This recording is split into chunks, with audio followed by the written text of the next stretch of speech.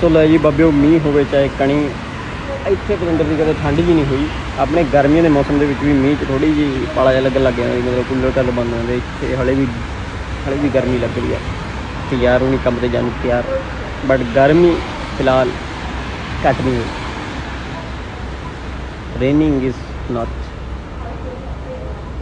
not important for Singapore. Still hot.